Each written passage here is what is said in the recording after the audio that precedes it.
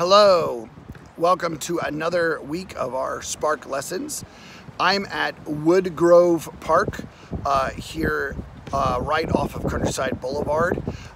If you go to the new Chick-fil-A and Wawa, it is like right by there. So that's just kind of an indication of where it is, and it's a really cool park. As you can see, it has a playground behind me. It has actual indoor facilities for bathrooming.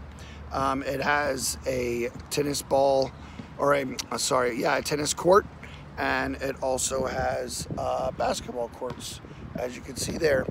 And so if you would like to come to this park and visit it, I would definitely encourage it. It's really kind of cool. And it has a shelter that you can have a little picnic, and a lot of chairs and benches, such as the one that I'm on, as well. So I wanted to touch base with everyone, and I'm going to read from Luke 24. It is a post-resurrection story, and as we begin to socialize with each other and be together again, some of you are able to be with your friends and groups. Maybe some of you have been out to restaurants with some friends and family as well. And so we're able to kind of, start to mingle again.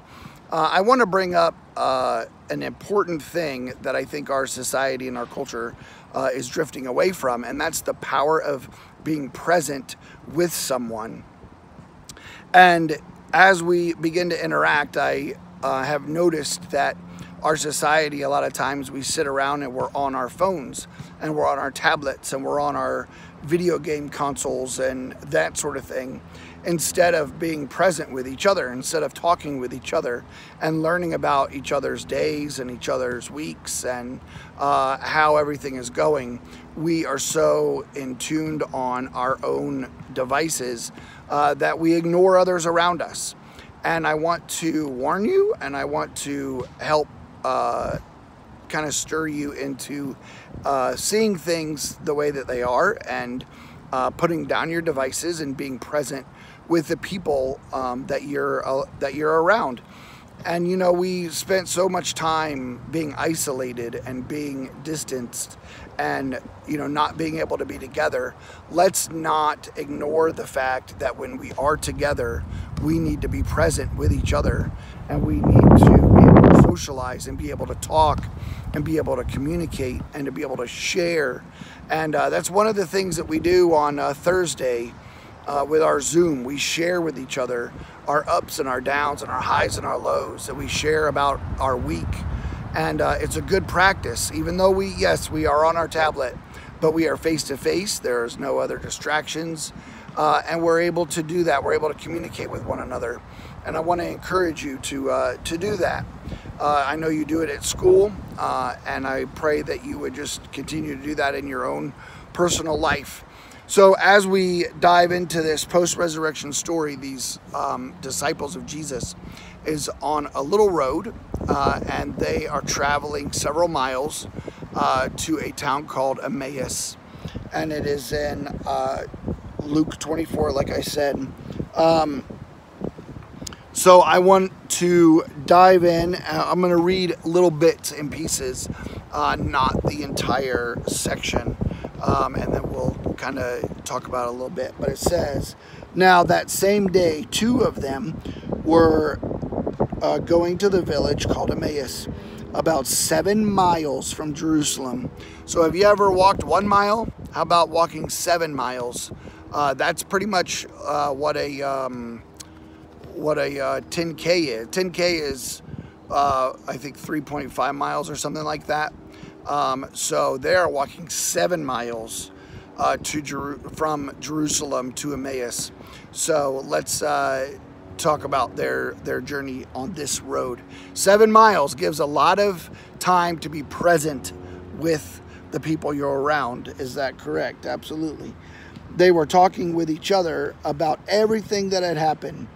As they talked and discussed these things with each other, and all these things they're talking about is Jesus' death, his arrest, how it all came about, probably where were they. If you've ever been a part of a story and you're retelling that story with the same people that you were with during that story and creating memories, you can kind of talk forever. You can bring up, different sides of the story. Oh yeah, but when I saw this, when he did this, I was there, and oh man, and when that happened, I was doing this sort of thing. And you can see from all the different angles the same story. And this is what they're doing. They're kind of telling their side and their angle of the situation that happened with Jesus, with his being arrested and being crucified and also raising from the dead, and possibly seeing some of them as well as Jesus visited the disciples. So they're talking about it. As they talked and discussed these things with each other, Jesus himself came up and walked along beside him, but they were kept from recognizing him. They asked him, he asked them, "What are you discussing together as you walk along?" They stood still, their faces downcast. One of them, named Cleopas, asked him, "Are you the only visitor to Jerusalem? You do not know these things that have happened in these days?" "What things?" Jesus asked. "About Jesus of Nazareth," they replied. "He was a prophet, powerful in word and deed, and before God and all the people. The chief priests and our rulers handed him over to be sentenced to death, and they crucified him. But we had hoped that he was the one who was going to redeem Israel. And what is more is the third day since all this took place. In addition, some of our women amazed us. They went to the tomb early this morning, but didn't find his body. They came and told us that they had seen a vision of angels who said he was alive. Then some of our companions went to the tomb and found it as the women had said." He said to them, "How foolish of you and slow to heart to believe all that the prophet had spoken. Did not the Christ have to suffer these things and enter his glory?" And beginning with Moses and all the prophets, he explained to them what was said in all the scriptures concerning himself.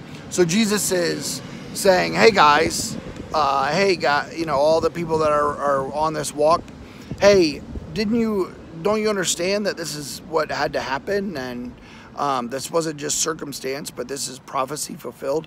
And then Jesus kind of walked with them through scriptures and talked with them through the Old Testament. And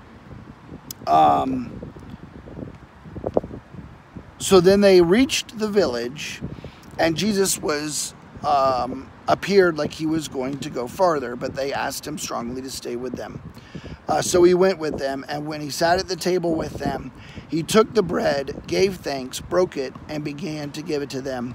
Then their eyes were open, and they recognized him, and he disappeared from their sight. They asked each other, "Were not our hearts burning within us while he talked with us on the road and opened the scriptures to us?" They got up and returned once to Jerusalem. There they found the 11 and those with them assembled together, saying, "It is true, the Lord has risen and has appeared to Simon." Then the two told of what had happened on their way and how Jesus was recognized by them when he broke the bread. So these two guys were walking and talking about, how their involvement with the situation that was happening with Jesus. And Jesus comes alongside of them and interacts with them, and they didn't recognize him. Maybe they were, too busy in their own thoughts. Maybe they were just hidden. However, whatever happened to not recognize him, it is what it is. But the power of being present, and they listened to his stories, and they listened to all the things that he said. And think about that 7-mile journey they took, and then the moment that Jesus broke the bread and started having a meal with them, they realized it, and they got so excited that the 7 miles back to Jerusalem was like nothing. They were like probably running the 7 miles back, and they were so excited and so energized by seeing Jesus, and being able to interact with Jesus for that journey, that their hearts were just stirred and their hearts were excited. And I know that you have felt that excitement before. There's all that excitement throughout our lives, whether it's on our birthday or Christmas, or whether we're going on a trip that we're really excited for, or whether we're excited for something at school, or seeing something, or going somewhere, or having someone come visit us. We have that level of excitement, that intense level comes to us all throughout our life. And so we can kind of recognize what that might be, and that energy, and that being so pumped up. So I hope that as we begin to interact with each other, and as we begin to have journeys like the one to Emmaus, and time with our friends, that we can be present with them, that we are not so hung up on our phones and hung up on our technology that we don't recognize the people around us, that we miss opportunities to socialize and to be together. So I hope everyone has a great week, and I will be with you all next week. Bye.